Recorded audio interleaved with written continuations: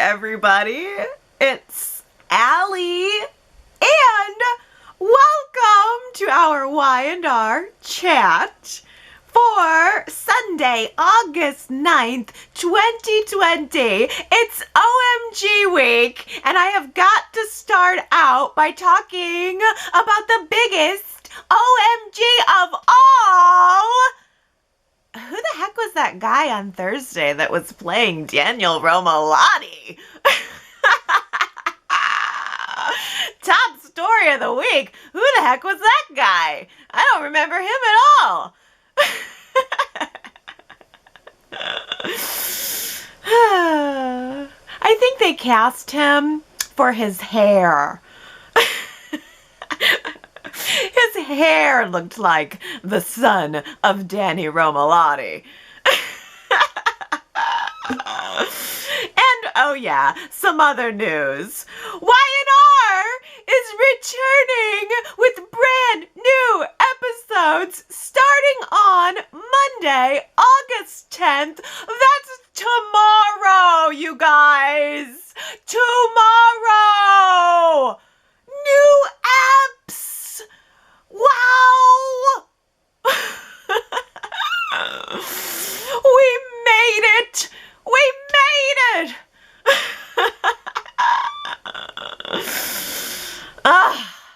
Okay, I don't want to veer too far into the future just yet because we still have one final week of classic episodes to chat about, and I want to savor it. I really, truly have enjoyed our blast to the past way more than I ever thought I would.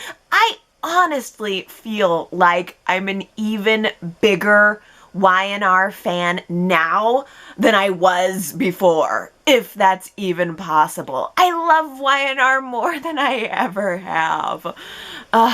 So much so that I think I need to start collecting some vintage Y&R memorabilia. Does anyone out there know where I can get my hands on a copy of the December 1986 edition of Contemporary Woman magazine? Now that would be a piece of Y&R memorabilia and Y&R history that it would be so amazing to own. I would put it up here on my Y&R memorabilia display. I'd have it on the wall behind me so that every single week we could just re-look at it. Oh, I want it. Contemporary Woman magazine. Yes. And it seemed innocent enough, didn't it? That magazine had some guy skiing on the cover of it, just skiing right there on the cover. And if you looked at the text on the cover, it had some tips. They were promising some tips inside for staying fit this winter. So you're standing at the newsstand, you're seeing the guy skiing, you're thinking you might like some exercise tips, and then you open it up and boom! Nude dude! Right in the middle of the magazine!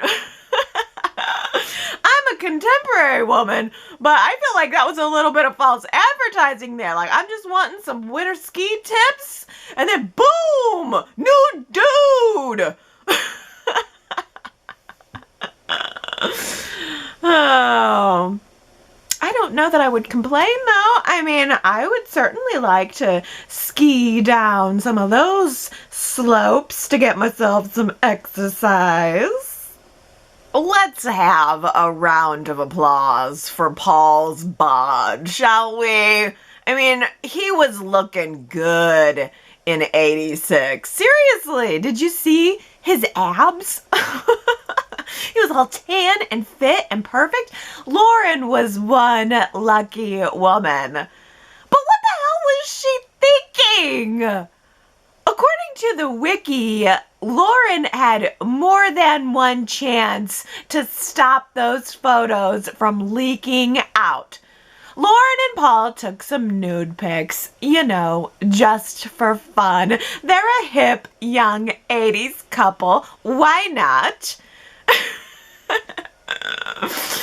But when Lauren took the photos to the photo mat to get them developed, remember that? When you took your photos somewhere to get them developed, maybe 24 hours if you're lucky. How could it be any faster than 24 hours getting those photos back at the photo mat? Lauren takes them there to get them developed, and the pictures accidentally got delivered to Paul's office instead of his home, and Paul's secretary, Amy, ended up getting the photos at the office and seeing an eyeful of her boss's jewels. What a great day at the office that must have been for everybody else except Paul. Paul was so furious. He threw the hard copies of the photos away, but Lauren saved the negatives, and she had a giant poster made of that very same photo. Oh, Paul, you didn't like the wallet size? That made you uncomfortable? How about a giant poster size? Lauren had a giant poster of it made and then presented it to Paul as a present. And he was furious about it then, too. So her brilliant idea is to then go and have the photos developed a third time. And she enters the photo into the outstanding professional male contest, this nude dude contest with Contemporary Woman magazine, which Paul won, of course, along with $10,000 in prize money, which Lauren spent half of just trying to buy up every copy of the magazine in town once it came out. Oh, Lauren.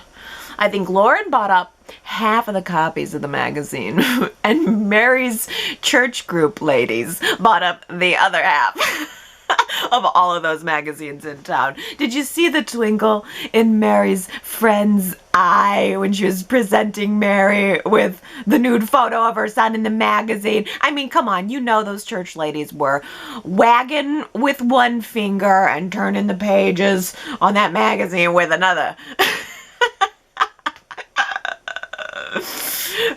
Paul was just showing the world what God gave him. He was blessed. Blessed be Paul's abs. Hallelujah and amen. So good. So good. I don't know if it gets any better than this. Honestly, what a note to go out on these classic episodes on. I also thought it was interesting that Carl Williams finally made an appearance in all of these classic episodes. We've never once seen a glimpse of Paul's father, but Carl was on the show for 6 or 7 years as a detective for the GCPD, and he was none too keen to walk into the station one day and find that one of the female officers had displayed a full nude dude pic on the bulletin board, having no idea that that nude dude was the boss's son. Poor Paul. Just when everything was coming up roses, business was booming, he was rubbing important elbows, he was lunching with the mayor, and the mayor had just named him to an investigative commission on pornography, of all the things. I think there's a perfect way that Paul could have actually spun this, though. I mean, that's one way that you could investigate pornography. Let's just say that Paul was ready to jump into his investigation. Meet first. Tracy completely missed out on an opportunity to make herself an extra $10,000 because if Tracy had entered Brad into the outstanding professional male nude dude contest, then I think that Paul would have had a run for the money. maybe I'm biased. I actually think that the 1986 episode that we saw on Monday is the earliest that I have ever seen Brad Carlton live and in color and moving around, anything other than photos. I mean, apparently it was a full year past his being the Abbott Gardener days, and I've never seen those days of him. I mean, what I wouldn't give to see even just a few brief scenes of Brad trimming some roses or something. I would love to see that. And I'm sure that Jack was right to be suspicious of Brad in those scenes. Brad went from, pruning out the flowers to marrying Jack's sister and carrying a briefcase and working at Jabot in less than a year. It's quite a leap. Oh, yeah, it was good to see Brad that young. I've never seen that before. And the other thing is, I've also never seen or even thought about, really, the fact that Brad, Don Diamond, and Terry Lester's Jack would have shared some scenes together. When I think about Brad and Jack and their rivalry, it's always with Peter Bergman in my mind. So it was an interesting twist to see Brad going toe-to-toe against a Jack that was not Peter Bergman. Terry Lester, I tell you, I didn't know a thing about him or his style. I never saw him before we entered into these classics. I know a lot of people really love him, but Terry Lester's Jack is such a slug. He is always kind of slow and slimy.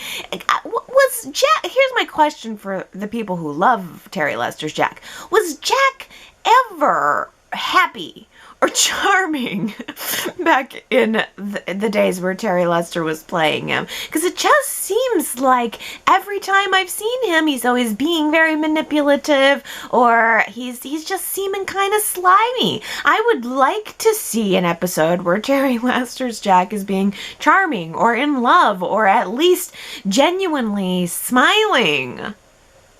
The 1986 episode that aired on Monday was the perfect follow-up to last week, where we were talking about Ashley's motivation for inseminating herself with Victor's sperm to bring Abby into the world. I misreported last week that Ashley miscarried Victor's baby in the 80s, and that's why she was determined to have his child in the 90s. But what actually happened was that Ashley aborted Victor's child in around 1986, and that, in combination with a couple things, sent her into a bout of mental illness. And oh boy, couldn't you see it on her face. She was really starting to lose it. Ashley had just recently, in that episode that we saw, found out that her biological father was Brent Davis and not John Abbott. That was hugely impactful to her and her mental state. And Victor had gone back to Nikki after Nikki was faking her terminal illness to win him back. And Ashley found herself pregnant and just felt like she had no other choice but to have an abortion. And her mental state started to deteriorate after that, as we saw in that scene between Ashley and Julia. I mean, Julia could see, we could see that Ashley wasn't right there. Victor felt totally betrayed by the fact that Ashley would go and have this abortion behind his back. So he was really rough on her when he found out, which didn't help the problem. It didn't help her to get any better. And that's also why Matt was accusing Victor of being so cold toward Ashley, saying that Victor was unfeeling. It was because Victor felt betrayed about the abortion. But Ashley eventually had a full nervous breakdown over all of this. She lost her memory, and she ended up in not a Swiss sanitarium, but a sanitarium nonetheless in New York. It wasn't all bad. Ashley goes to New York to the sanitarium and she falls in love with her doctor while she's there. His name was Dr. Stephen Lassiter. I've never seen him. I don't even think I've seen any photos of him, but she loved him. She brought him back to Genoa City and married him. And everything seemed to be going great until one of his mental patients followed them back to Genoa City and tried to murder Ashley several times to get her out of the way. The name of the deranged mental patient? Leanna Randolph, later known as Leanna Love. Ooh, that was an interesting tie-in for me. I did not know that Leanna Love started off as a deranged mental patient of Dr. Stephen Lassiter. Now I know. They really turned her around, though. She had some good comedic material there for a while, and then they just turned her into a nag. But now I know she was a mental patient. Explains a lot. Oh, but Leanna wasn't the only deranged mental patient who was obsessed with Ashley's new husband. Ashley and Stephen's marriage was short-lived. It didn't last very long because another less famous, kind of nameless, deranged mental patient just decided to pop out of the woodwork and murder him. 1992. It seems like a lot of great stories happened just before I started watching Y&R in 1993. The Sheila Lauren baby switch is legendary. In a nutshell, Nurse Sheila Carter becomes obsessed with Dr. Scott Granger, who is married and in love with Lauren. Sheila drugs him, sleeps with him, ruins his marriage to Lauren. Sheila and Lauren both end up pregnant at the same time. Sheila marries Scott but loses the baby she was carrying, so she steals Lauren's baby, little Scotty Granger II, who woke up in a hotel next to a dead hooker a few years ago. It's hard not to make that connection in my mind when I think about Scott Granger II now. Sheila takes Lauren's baby, calls that baby her own, while giving Lauren a black market baby so that hopefully Lauren won't notice.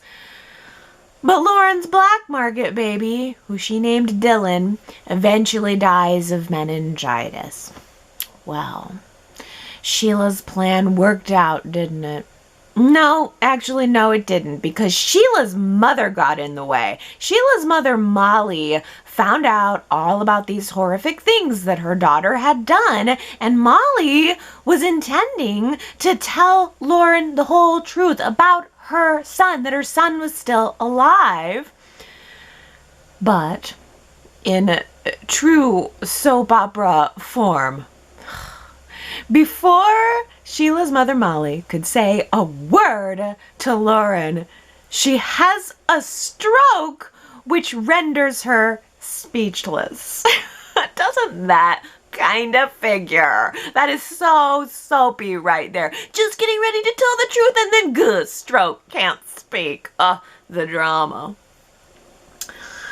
Sheila sent her mom away to this farmhouse in Michigan, but Lauren starts catching on to what Sheila has done anyway. So Sheila kidnaps Lauren, takes her to the farmhouse, holds Lauren and her own mother hostage at the farmhouse.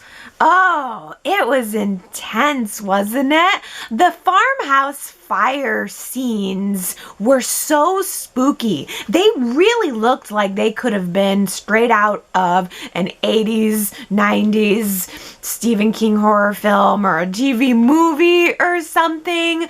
The darkness and dimness of the farmhouse really matched the darkness and dimness of Sheila's soul. She is a total star. I mean, I really think that Sheila makes such a legendary villain because she delivers her villainy with such conviction. Sheila really believes that she is right and everyone else is wrong, no matter how crazy that seems to everybody else. And even when Sheila has her moments of remorse or pretending like it realizes that what she did was wrong, I never believe it for long. Sheila Carter is the coldest, most calculating, and longest running villain around these parts, and it has just elevated her to legendary status over the years. Well, as Lauren was struggling to break free from the restraints that Sheila had her in, Lauren accidentally kicks over that oil lantern, which is truly such a dangerous household gadget. It's got to be one of the most dangerous household gadgets of all time. Growing up, we had several of those oil lamps, and they always made me nervous. And sure enough, Lauren kicks that thing over and the whole house becomes engulfed in flames. It was like straight out of my nightmares. But Sheila just stands there. Sheila just stands there watching Lauren and her own mother tied up, totally incapacitated, and surrounded by flames, and she does nothing. Nothing to help them. Nothing to help her own mother. That's cold. In the episodes that followed, Paul rescues Lauren and Molly, of course. Paul saves the day.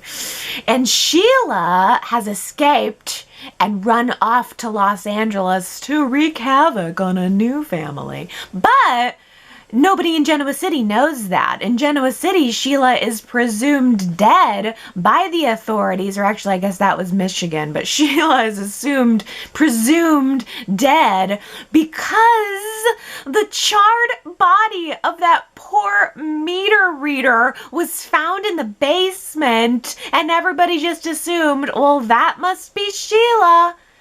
Yeah. That makes total sense. Lauren and Molly saw Sheila standing there. I mean, did they honestly think that after the fire started, Sheila decided to run down to the basement for a while? Sure. In 1992, Olivia was pregnant and she had ovarian cancer at the same time. Wow.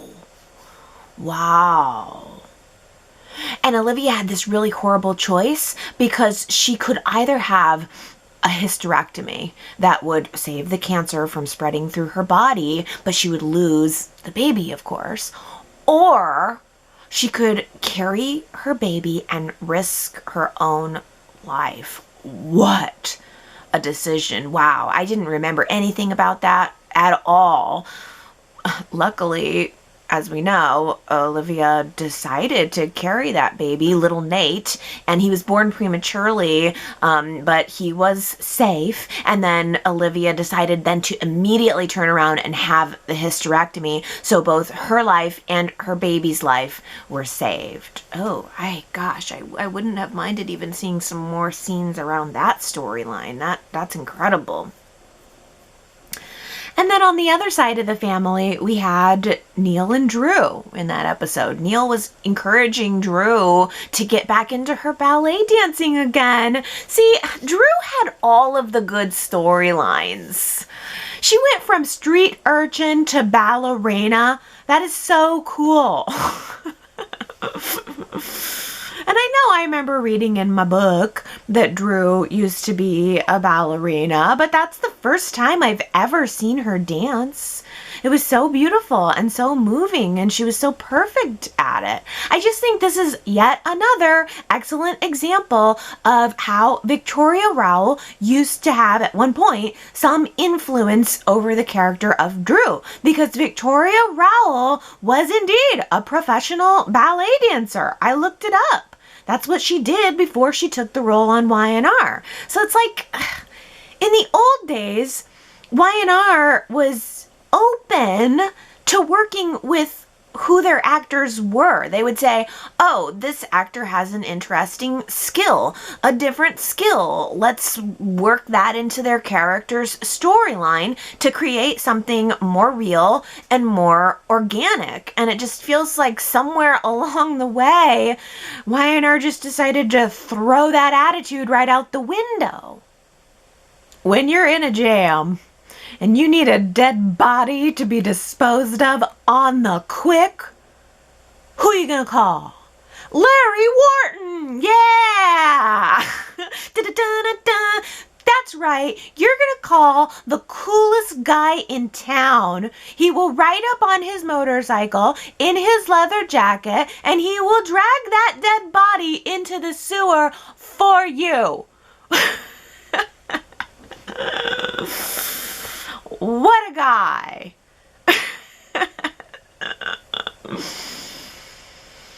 Wharton had sympathy for what Sharon had been through. Surprisingly, so did Nikki. I mean, I gave you the whole Cameron Kirsten recap in a previous Y&R chat, from when Sharon and Cameron met in Denver all the way to the part where Cameron and they all jumped out of a plane, landed on the ground, and he got arrested. But the sewer episode from April of 2004 happened in the span of time after Sharon had her one night stand with Cameron in Denver, after he tried to suffocate her after they had sex. And it was after he then returned to Genoa City with the intention of haunting and taunting and pinning Frank Barrett's murder on her. That's Cassie's father, Frank Barrett. Cameron had blackmailed Sharon into meeting him in a motel room where, of course, he tried to rape and beat her again.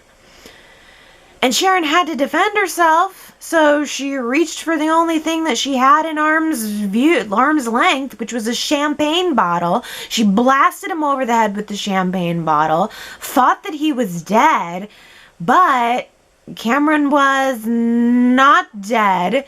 He then spent the next several weeks dressing up, pretending to be his own dead body to haunt Sharon. She thought she was going insane.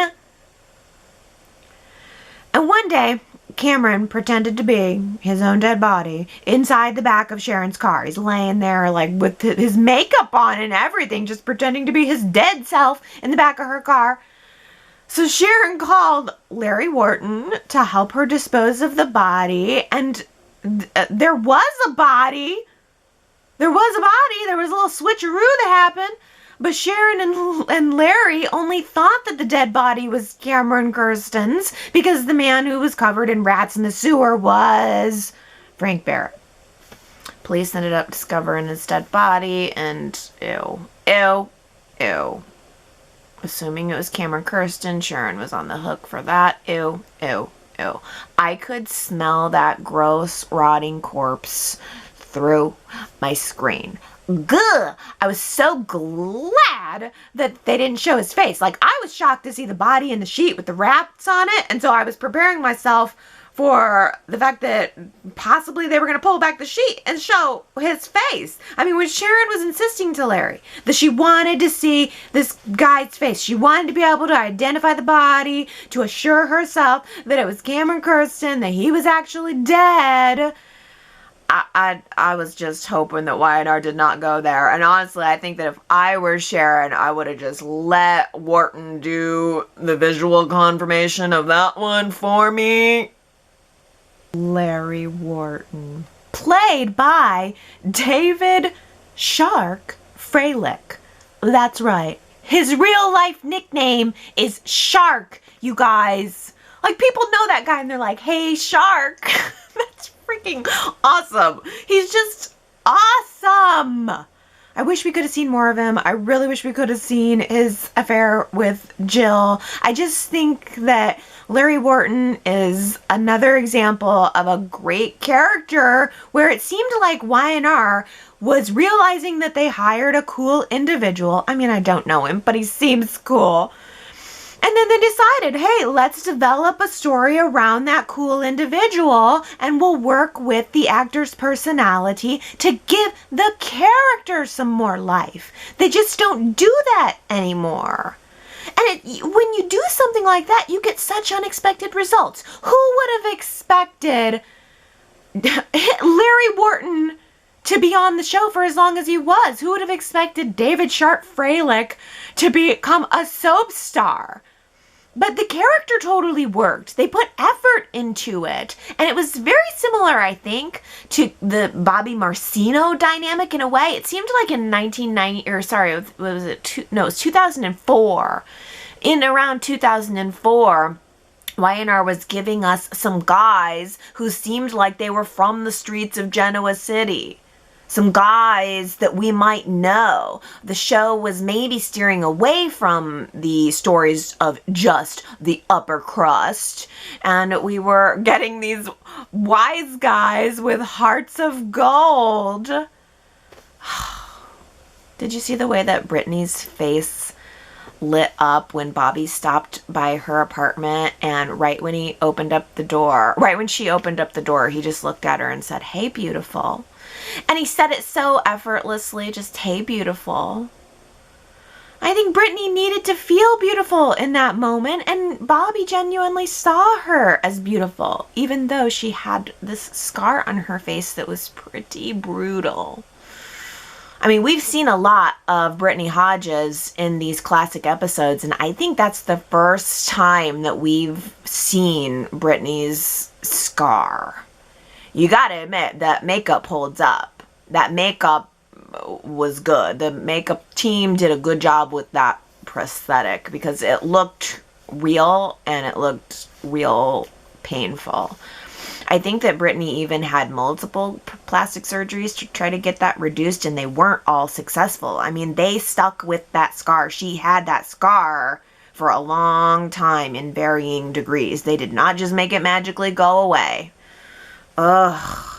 Yeah, but and I think even on the show now, when she came back as a lawyer, I think they do a little light scar on that side. But I mean, wow, it was bad. And how about Raoul, who was sexy?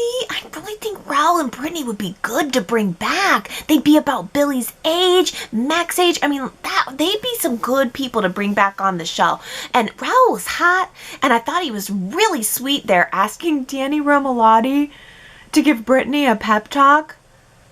I loved that, and I loved how immediately open Danny was to the idea. Even though Danny Romalotti probably gets approached with, you know, a million different crazy fan requests every single day, he just was very open to helping.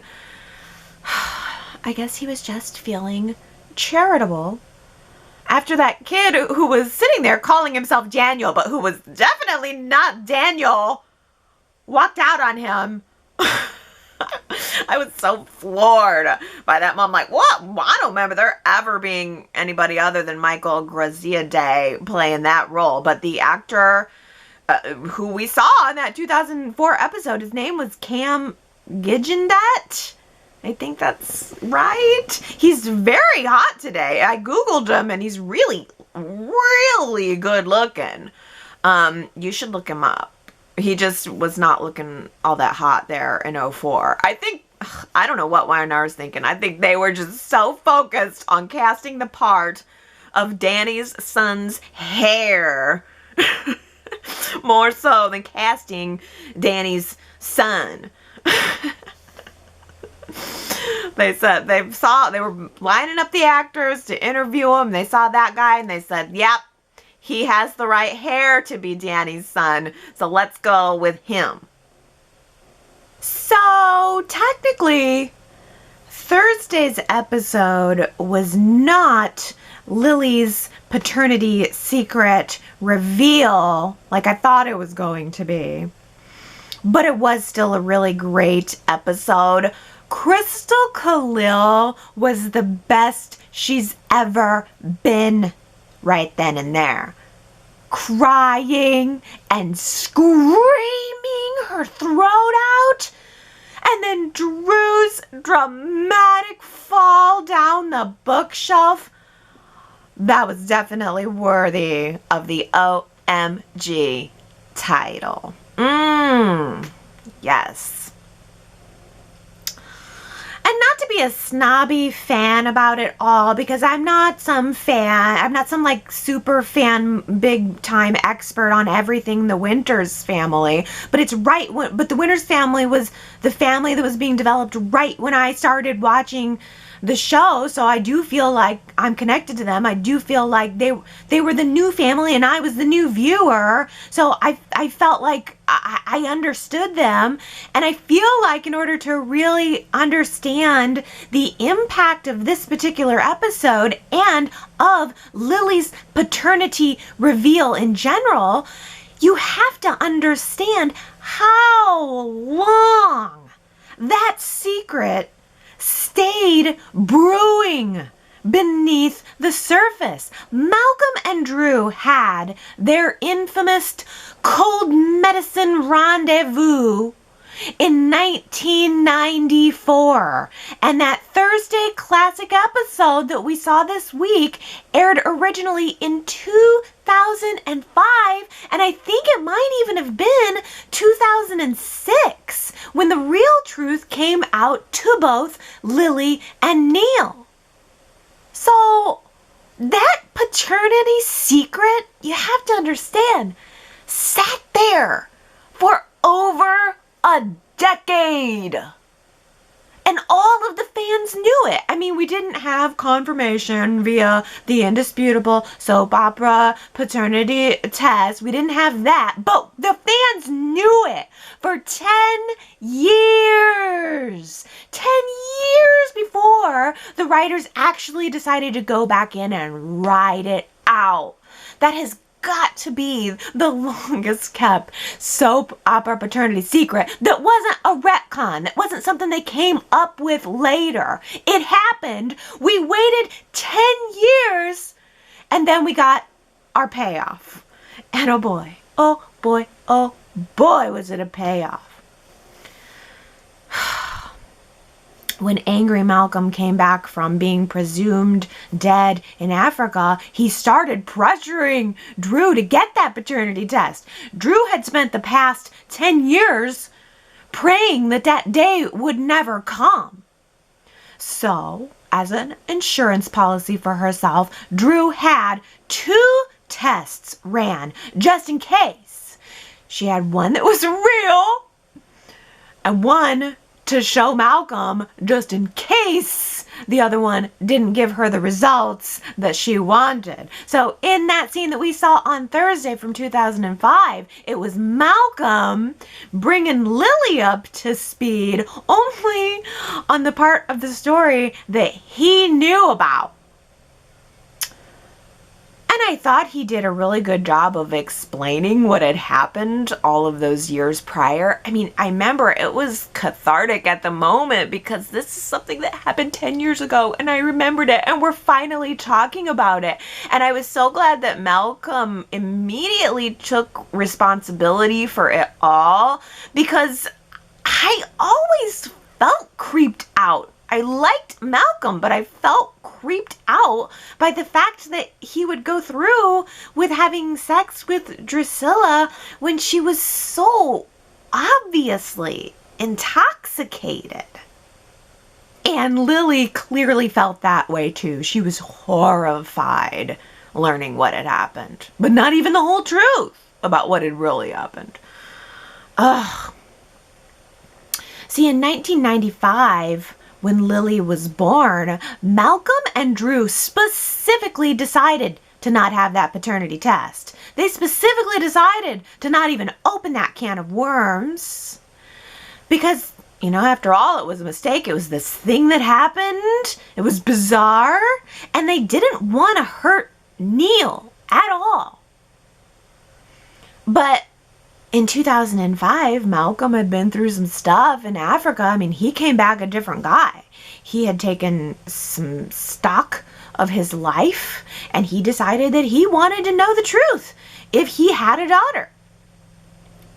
Phyllis and Malcolm were always tight.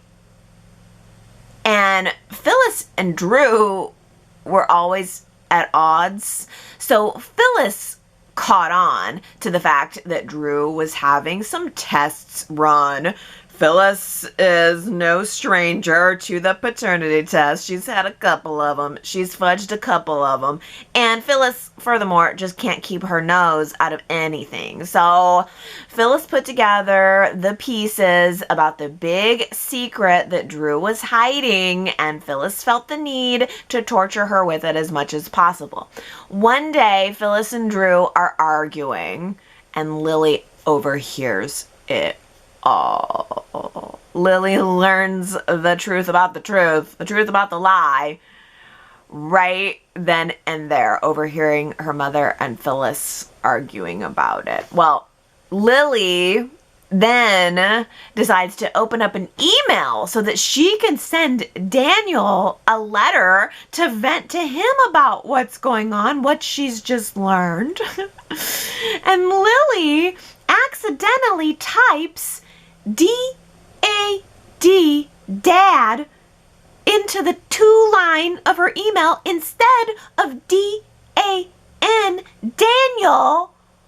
And she ends up sending Neil a message about her own paternity.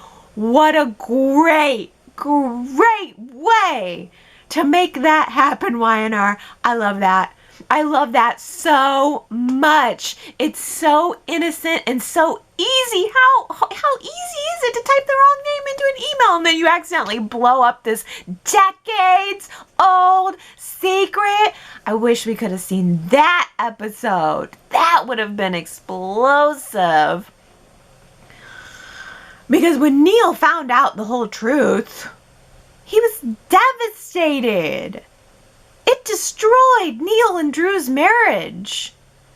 He kicked her out of the apartment. Drew went to go live with Sharon, and then he started getting real cozy with Genoa City's sweetheart, Carmen Mesta. When Neil was in the hospital recovering from getting hit inexplicably by Lily's out-of-control car after Devon got rescued from the lion cage, even Neil lying there in a hospital bed with a bandage on his head, I kept thinking, Kristoff looks really good there. He just looks good there. I think 2005 was Neil looking peak good. But I think that the 2016 episode where Neil met his mother was Kristoff at his peak performance. He was as good as ever. I think that Kristoff in that scene, showing Neil meeting his mother for the first time, being at his mother's bedside as she's dying, that was every bit as powerful as Eric Braeden last week when we saw him meeting his father for the first time. It was incredibly moving and incredibly meaningful. Neil was, at the same time, mourning the past that never was and the future that never would be. I just got it. I got it. And I found it interesting that Neil's attitude toward his mother completely changed when she explained to him that she was an alcoholic. That's all she had to say. It's as if it was the one thing she could say that would give Neil an instant understanding. Alcohol addiction is something that he completely knew and he could completely forgive because of his own battle with it. And thinking about it, I think this was probably one of Christoph's last big performances, because that episode was 2016 and he died in early 2019. And I remember that in the years prior to Neil's death, Neil was mostly just stopping by to add support. He wasn't involved in as many of the major plot points. And he had even moved out of Genoa City to be closer with Lily, to live closer to the prison where she was. So seeing him there meant something more to me this time around. I'm not sure how much I loved this storyline when it first came out, because I remember it seemed to come out of nowhere. It was this quick revelation that Neil had been receiving letters from his mother for years and was never responding to them, and then he just so happened to be reunited with her on her deathbed, literally, and because I think she died right after that. So I'm not sure, but I loved this story at the time. I don't think I did, in fact, but I'm really glad that I got to rewatch it purely for the power of the scene. It brought tears to my eyes, and it had my complete attention for the entire episode. No cabin explosion required. Yeah, I was honestly so wrapped up in Neil's scenes with his mother. I completely forgot it was OMG week, and I completely forgot that I was supposed to be focused on the cabin explosion. But truth be told, I didn't even remember that the cabin's explosion was supposed to be the feature story until about halfway through the episode. It was about the time when Chloe kicked in the door carrying the tranquilizer gun, and I went, oh yeah, that's what this is supposed to be about. That kind of snapped me back into it. The cabin scenes were beautiful. Those final moments between Adam and Chelsea standing in the driveway while the car's headlights were shining on them both, and it had sort of this diffused lighting all around as if it were sunset. I remember those being some really nice looking scenes. I remember also that there was some really nice looking scenes of Adam and Connor sitting on the front porch of that cabin, like fishing or talking about fishing. So it was a beautiful set. What happened was Victor had broken Adam out of prison after setting Adam up to go to prison, framing him for Constance Bingham's murder, planting a fake diary. But now Victor was having all of this remorse. He felt a little bad about it. And so the plan was Victor was going to help Adam and Chelsea and Connor jet off out of the country to be together and to be safe. Otherwise, Adam would have been facing certain jail. Well, more prison time. There was some other stuff that happened. But Connor got sick, which delayed the plan. And it also separated Adam and Chelsea long enough for Chloe to sneak in, shoot Adam with the tranquilizer dart, and then torture him for a good long 5 minutes before deciding to blow him to pieces in the cabin explosion. Gosh, the moment when Adam was starting to get drowsy and starting to fade away, and the camera sank down, showing Adam's point of view, just kind of starting to look down at the floor, and then Chloe grabs the camera like she was grabbing Adam's hair, and she just looked at him dead in the eye, real close in the face, and said, "I'm gonna watch you die." Yeah, that was scary. She can be scary. She can be every bit as scary as Adam. I mean, how many times has Chloe tried to kill Adam? After Delia's trial, she tried to run him over outside of the courthouse. Then there was the cabin explosion. And then immediately when Adam returned to Genoa City, it was Adam, aka Spider, aka Mark Grossman. Immediately when Adam came back to Genoa City in 2019, telling his story of how he survived that cabin explosion, boom! Chloe shoots him again at the tech house. Yeah! When Chloe says, "I will never forgive you, Adam," I'm inclined to believe her. And so we have come to the end of our 2020 coronavirus pandemic Y&R classic flashback journey. Can you even believe it? The last new episode of The Young and the Restless aired on April 24th. And now here we are, August 9th. We've had 70 classic episodes, 14 weeks of themes, and might I add, 14 weeks of classic Y&R chatting. Bravo to me for that. And bravo to Y&R for putting these classic episodes together. I couldn't be more pleased. From the bottom of my heart, I have thoroughly enjoyed it. Not every single minute, not every single week, but I, on the overall, really loved what Y&R put together for us. In some ways, I'm a little nervous about coming back to the present day because I'm afraid that I'm going to be thinking about how much better the show used to be. I just found myself really connecting with the 80s and 90s episodes. But you know what? I also really love the anticipation of a new story.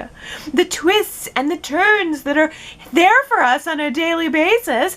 And for Y&R Chat, I love having the ability to just turn on my camera and fire off an opinion and then go to the website and see other people firing off their opinions. There is something to be said for the immediacy of a new episode, whether it's good or bad. And I don't even have any idea where we were in any of the current stories. I don't think Y&R is planning a recap episode, so I'm going to have to go back to the April 26th episode of Y&R Chat. Just get myself back up to speed. I'm sure it won't be hard. I'm sure we'll just sink right back in.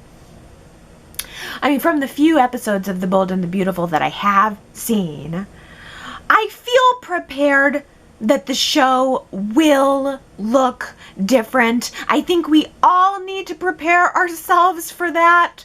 But I also think we need to be patient with it because I'm sure that everybody involved in the show wants it to be good. They want it to stay on the air. They want it to work. And I'm sure that they want to present something as close to normal as possible.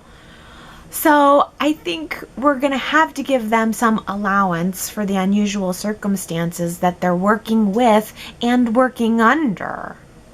I truly feel less worried about how the show will look and more worried about how the stories will be handled. My biggest takeaway from watching these classic episodes for 14 weeks is that I want more story. I want more well-planned, well-written, character-driven story. And if that means less plot, less action, so be it. I hope that the writers have been watching these classics and taking some notes. There's a lot we can learn from history.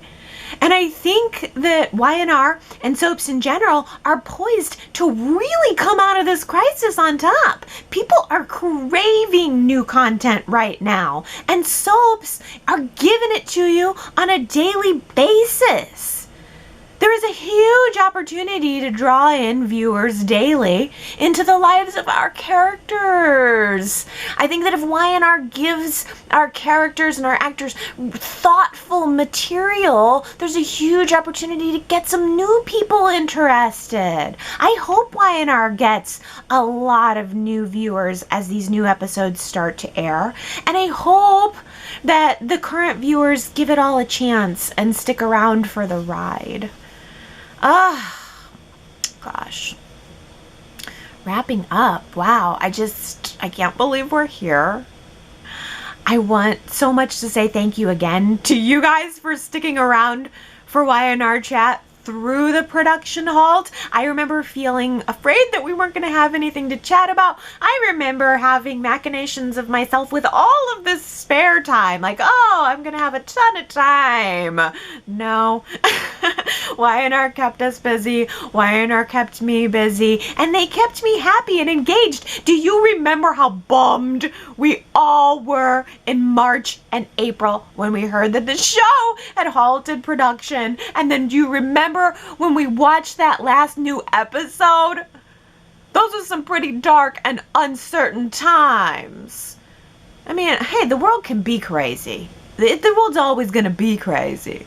But Y&R is our comfortable little nook. It's the place where we can snuggle down, even in all the craziness of the world. Let the craziness of the world be crazy, but for a while, we can snuggle down into our little nook and let the rest of it melt away. And we thought for a minute that our little nook was going away, but it didn't. We made it. We survived it. And our nook is now being restored tomorrow. Yay! I'm so excited. I'm totally ready. Just bring on the new episodes. Let's appreciate them. Let's chat about them and go on with the show. We are a family here at Y&R Chat, and family is everything, even if it is dysfunctional. That was our quote from last week. Family is everything, even if it is dysfunctional. It felt like the right line for Newman Family Week, even though that line did not come from a member of the Newman family. I tricked you! And I am oh so proud of myself. I knew everybody was going to think it was Nick, but it was not. Paul said it. Paul standing there on JT's wedding day as JT's getting ready to marry into the Newman family. Paul says to JT, family is everything, even if it is dysfunctional. He was commenting on Victor as kind of the godfather of the Newman family. You know, maybe the Williams family is not as dysfunctional as the Newmans, but I feel like Paul knows a little something about dysfunctional families. I mean, his sister Patty, that's a story right there. Well, how about a new quote for the week? You're gonna get this, because the second I heard it, I was like, that's the one. Coming back into new episodes, this is the line. Who said it? I'm not contagious, if that's what you're wondering. It just felt right for the that back to work, back to Y&R week. I'm not contagious, if that's what you're wondering. Do you know who said it? Do you? If you do, or if you think you do, you can go to yrchat.com to leave your guess, and if you get it right, I will give you your shout out on next week's Y&R Chat. Also at yrchat.com is going to be this week's poll question. Now that we've come to the end of these classic episodes, I'd like to know if you think Y&R did a good job with those presentations. Are you happy with what Y&R did to fill space during the production halt? Or do you think they could have done something better or something different? Let's get a 14 weeks in, thumbs up or thumbs down on what Y&R has done in terms of the classic episodes and filling that gap. yrchat.com if you want to weigh in on how much or how little you have actually been enjoying these classic episodes. And now on to comments. Gary says, I am very excited to see Y&R return to standard time Monday, August 10th. But more so, I can't even imagine it. It seems so long ago that we shut down. I just hope that the concept doesn't fall through the cracks, as it would be hard on the show and the audience to have to stop and start again. Okay, Gary, that's exactly what I'm worried about too. I mean, I'm so happy to have these new episodes, but then there's this little gremlin in the back of my mind that's saying, how long are we going to have these new episodes? Are they going to have to shut down again? And we're going to have to go back to classics? It's like as soon as I shift over into expecting the new episodes, are they going to pull them back away and say, no, you can't have them? Cruel, cruel world. Yes, I'm not sure. There is a part of me that is going to have to hold out some sliver of expectation that we're going back to new episodes. They're going to air them as long as they possibly can. But if there is another shutdown, you know, in the fall or in the winter, I think we probably can't expect to go back to the classics. So even though the theme weeks are done for now, I think there's still a real possibility that they're not done forever. Well, why don't we talk about last week's poll question? I asked you guys which family you thought had the best theme week. It was the Newmans, the Baldwin Fishers, the Williams, the Abbotts, the Winters. And actually, I was pretty surprised. The first place family week winner was the Baldwin Fishers. I love that. I think that's great. They're a little dysfunctional, but in a fun way. Second place went to the Newman family. They're the core family, and they did have a good week. Now, there was a tie for third place between the Abbotts and the Winterses, with the Williams family bringing up the rear. I voted for the Williams family, which I know is probably crazy, but I really liked the Paul and Chris theme week way more than I thought I would. Those episodes felt like deep pulls, and they were just well written, well performed. There was something about that series of 5 episodes that really spoke to me and reminded me of how much I'd really like to have the Williams family back on the show. Marianne V says, I voted for the Newman family, notably for Cassie's death. It was truly emotional. I wonder if Cameron Grimes watched it. She did a fabulous job at a much younger age. Also, when Victor met his father, expertly played by George Kennedy, those were the 2 that stood out for me. Oh, good question. I wonder if Cameron Grimes did comment on that episode, if she did go back and watch. Victoria says, I voted for the Baldwin Fisher family because I felt Y&R gave us the best retrospective. We saw the dynamics between Michael and Kevin, Gloria's love for John and her struggles to be accepted, and the closeness of Lauren and Michael's relationship. I loved the episode where Michael is reunited with his father and Kevin married Jana. The Baldwin Fishers always include drama and wackiness, the best combination. Ooh, yeah, drama and wackiness, the best combination. Well, Superplex also voted for the Baldwin Fisher family, saying, who knew Gloria was such a handful? She was like the Lucy Ricardo of Y&R. I love that comparison. Gloria and Lucy. It's so right on. We need a Lucy on the show too today, don't we? And Superplex, how about that scene where Gloria was subtly, not so subtly, trying to get herself worked in to John's will? Did you like that? That was a real moment. Oh, John, I would hate for anything to happen to you, and then I'm left without a crust of bread. Yes, Gloria, yes. Oh, and just I'm thinking also back about Victoria's point about how the Baldwin Fisher family theme week was well rounded and well represented for everyone in the family. Yes, I think some of the other family weeks could have done a better job with that.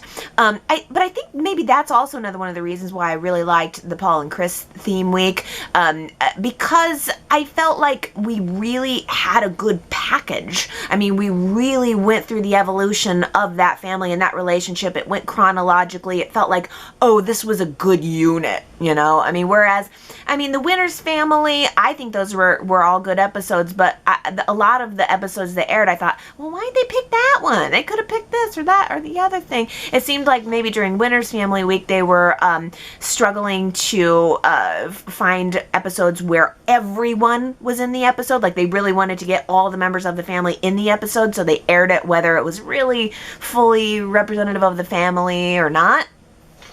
But I know that there are quite a few of you who loved the Winters family week. Lynn, I'm looking at you. Well, as an alternative, I was going to ask you guys this week for a poll question what you thought the best OMG moment of OMG week was. We had Paul's nude centerfold, Sheila and Lauren in the farmhouse fire, Sharon and Nikki find a dead body in the sewer, Lily finds her own paternity test, and Adam's cabin explosion. Which one of the episodes did you think was the biggest OMG of all of the OMGs this week? Go to yrchat.com to let me know. I'm going for Paul's nude centerfold.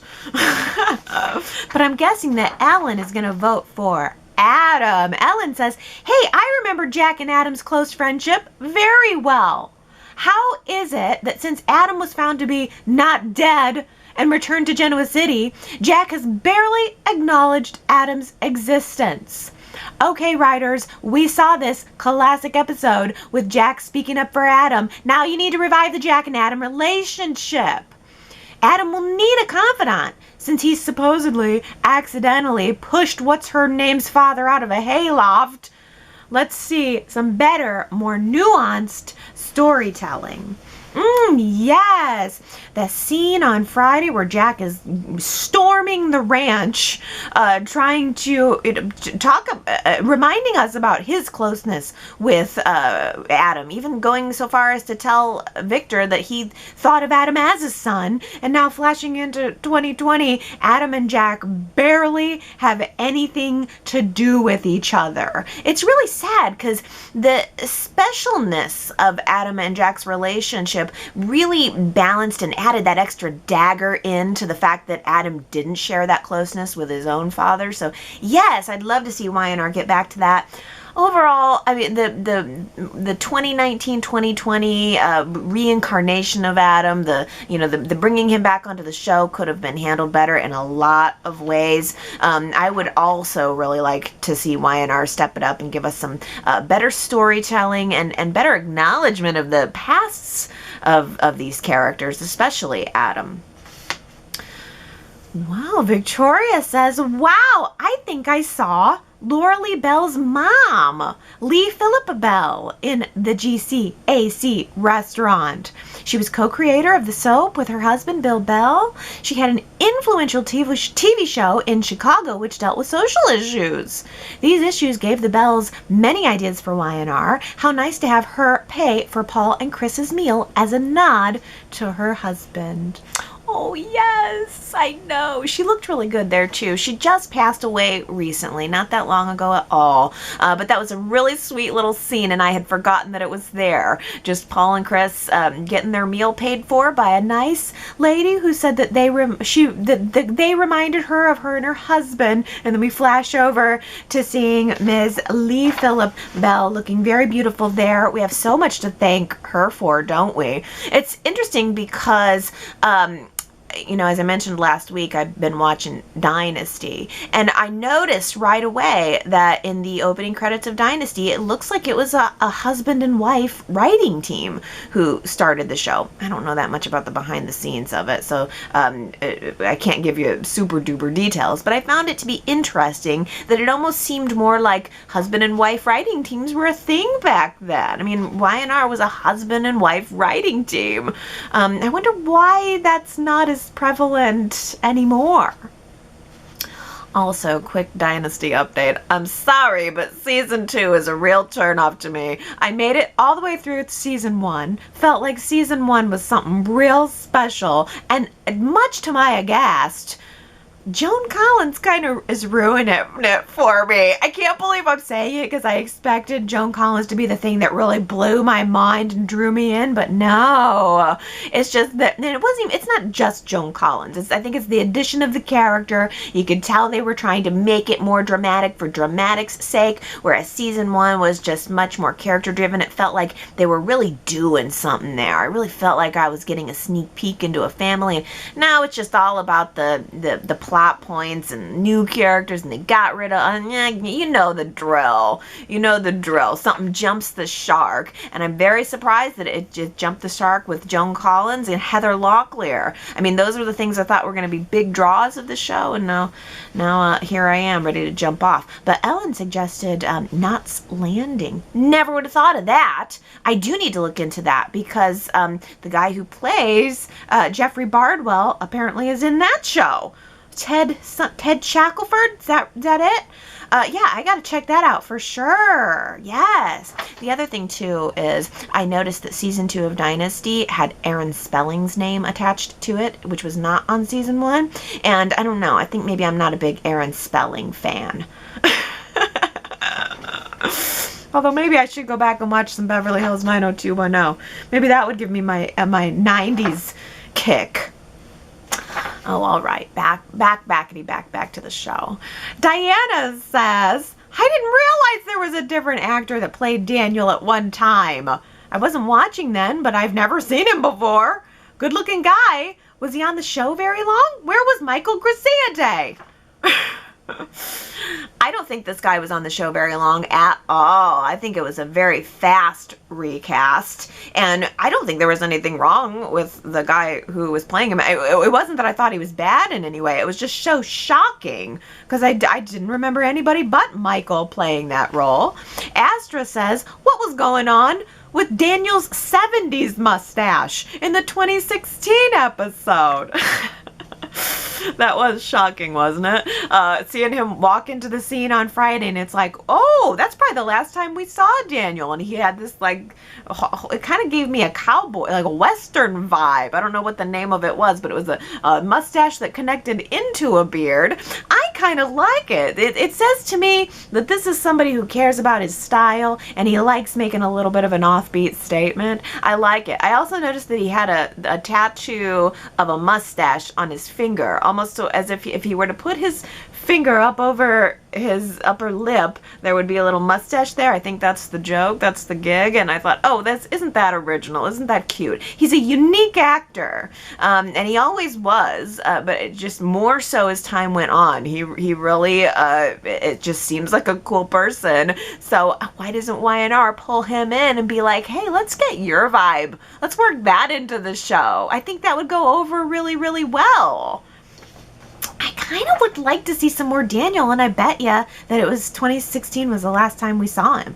Clearly from that scene, he was stopping in and then just leaving again quickly. Now would be a good time with Michelle Stafford back on the show. If they're in talks potentially to get Michael Damian back, Daniel would be a perfect fit. I would love to see Amber back. They were so hot together. Oh, there's so many good spaces that could be filled. Well, Gary says, I definitely would have a conniption fit too if I found out that my father was Malcolm over Neil Winters. It would wreck my whole life. It's funny because Lily is so much more like Neil. You really would have thought that Neil would have been her father. I mean, it's been a criticism of Lily's character that she's nothing like Drew, and she's really nothing like Malcolm. She's much more like Neil. I don't know if it would wreck me, though, if I found out that Malcolm was my father. There are some days where I look at myself and I think, I am just so cool. Is it possible that my father could be the most coolest man on the face of the earth, Shamar Moore, aka Malcolm Winters? I think I'd be fine with it. See, it's like, if you found out that Malcolm was your dad, it would validate all your inner coolness, but if you found out that Neil was your dad, it would validate probably all of your inner stability. You'd be like, all right, I'm together, I got it together. I don't know if I'd have a conniption fit either way. I think I'd be fine. Sometimes I think maybe it is possible Malcolm could be my dad. Oh. Daisy says, I just don't accept that Neil is not Lily's father. Especially with all of Phyllis's interference and the 2 envelopes. I think, really hope, what they all now believe to be true is wrong. Lily could have a new DNA test for some medical reasons related to her past illness, and then she discovers that Neil was actually her biological father, not Malcolm. That would kind of be a good twist right now, wouldn't it? I mean, it doesn't give the story much else to go, because maybe they were wanting and wishing that they could leave the door open for Shamar Moore to do a little this and that as Lily's father someday. But I think it's a change that easily could be written back into the show. No problem at all if they wanted to. Paternity can always be changed if they wanted to. That's why I'm saying it felt like this particular paternity was special because they wrote it. Left it alone. They let that sit there under the surface for so long before they came back to it. It wasn't like rewriting Jill's paternity or anybody else's, Ashley's, whatever. I mean, all of that stuff ends up coming as a rewrite. This was something that was actually there and finally picked up on. But no, I agree that I probably would have preferred to see Neil as Lily's father. And I remember feeling betrayed. Well, at the revelation that the test showed otherwise.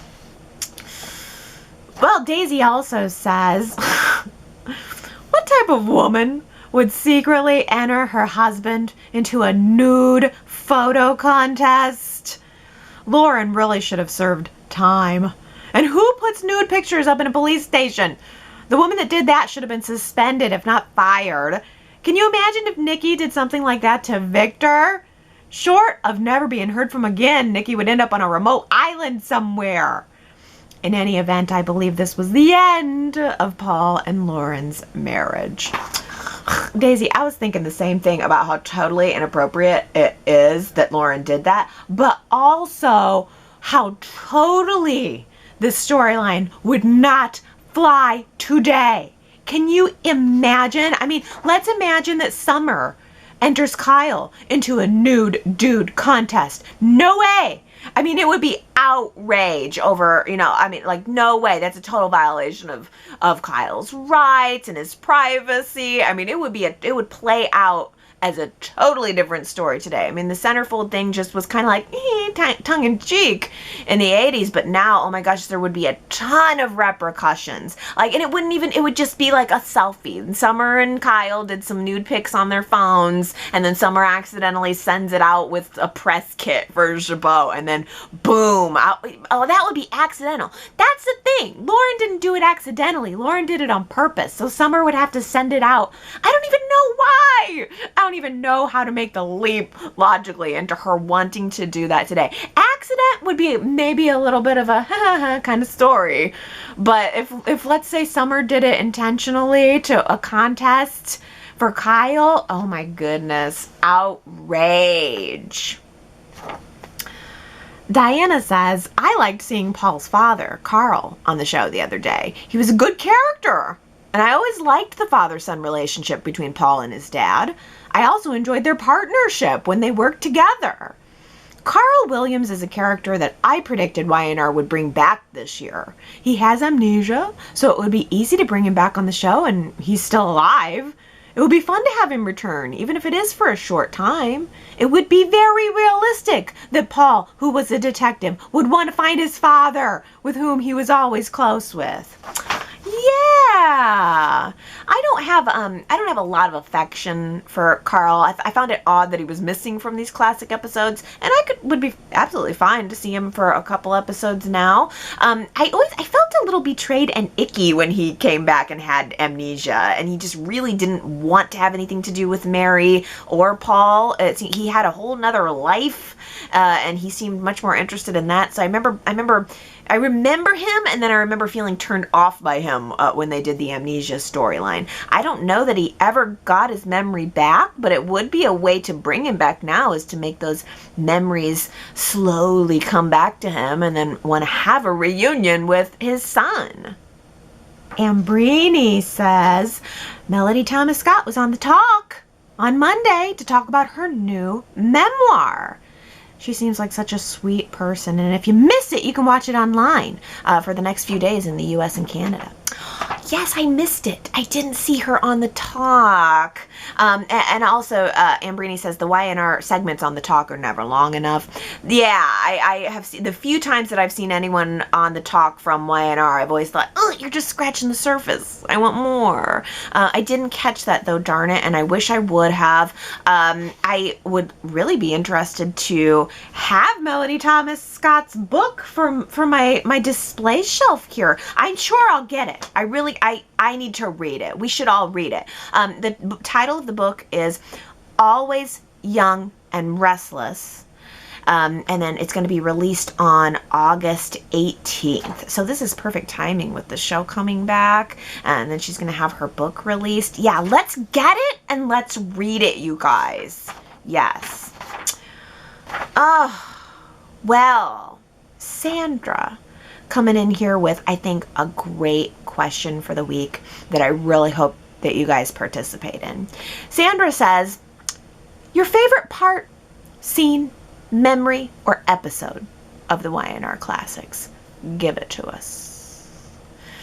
Ooh, what a question. Your favorite part, scene, memory, or episode of these Y&R Classics? I love this. Sandra says, I didn't see them all, but my favorite part of the classics was having Neil Winters back. What an actor Christoph St. John was. Yes. And having Catherine back too. I really enjoyed having Jean Cooper back, as if she was just there, you know, as it was just any day.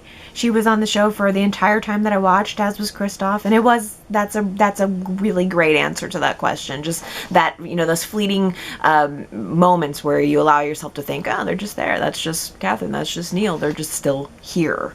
Yeah. Zuperplex, for his favorite classic moment, says he liked watching Gloria refuse to back down from the Abbotts and give her farewell at John's funeral. Oh, John's funeral episode was so good. Yes, and I had forgotten. I mean, that was a gut punch. Yes, absolutely. John's funeral is up there for me in the memories of these Y&R classic episodes. I mean, there's so many, though. There's so many moments, so many scenes, so many memories. Good, bad, and shocking. How can I pick just one? Oh my goodness. Well, I mean, I happen to have a list here. I just so happen to have made a list of a few of my favorite moments, and I'll just let you know now. Tracy's suicide attempt, Jack and Nikki's argument at Tracy's wedding to Brad, and then Jack almost beating Nikki while she was blacked out, the masquerade ball, David Kimball and the trash compactor, episodes 1 and 2, Vanessa Prentiss, Catherine and Jill in the attic, Catherine and Marge. Those are some of my favorite memories and moments from all of these classic episodes. What are yours? I'm going to jog your memory, and I'm going to now read you another list, which is all of the theme weeks. All of the theme weeks. We've had 14 of them. So let me give you all 14 of our themes, and hopefully that'll jog your memory back to the beginning, back to April, on this crazy journey that we've been on. I'm going to read you the themes, and you let me know some of your favorite moments from them. I'll go in reverse order. OMG/Shocking Moments Week, Fan Favorites Week, We had 5 different families weeks. We talked about those already. Emmys week, weddings week, romance, villains, rivalries, Nikki and Victor. And then the very first theme week was Catherine the Great. So many moments. What were your favorites? Most memorables? Go to yrchat.com this week to weigh in. Let me know how you're feeling about all of the classics. Let me know what the best parts, worst parts, whatever it is. Let's have a moment of reflection after all that we've been through. Okay, everybody, I gotta go rest up. I'm gonna have a big week ahead of me of new Y&Rs. I need to get my beauty rest and really truly prepare myself for it, because I know that I'm gonna have a lot to say. I know you're gonna have a lot to say, so just go there tomorrow, yrchat.com. Just talk about it while you're watching it. Get it all out. You know you're not gonna be able to not. You're going to be right there at the TV on Monday with bated breath, and you might as well follow it up by going to the website and let me know immediately what you think about it. Give it a chance, though. Be fair. Know that it's going to be different. Think about what it must be like to be putting together the show under these circumstances, and be fair with it. If it's bad and I hate it, I'm going to let you know that it's bad and I hate it, but I am going to try to give it a chance, and I hope that you do too. And I will see you again next Sunday to chat all about it. Wow, our first all-new episode Y&R Chat in 14 weeks. Do not miss it. Meet me back here Sunday, same time, same place. Be here or be square. I love you guys. I'll see you then.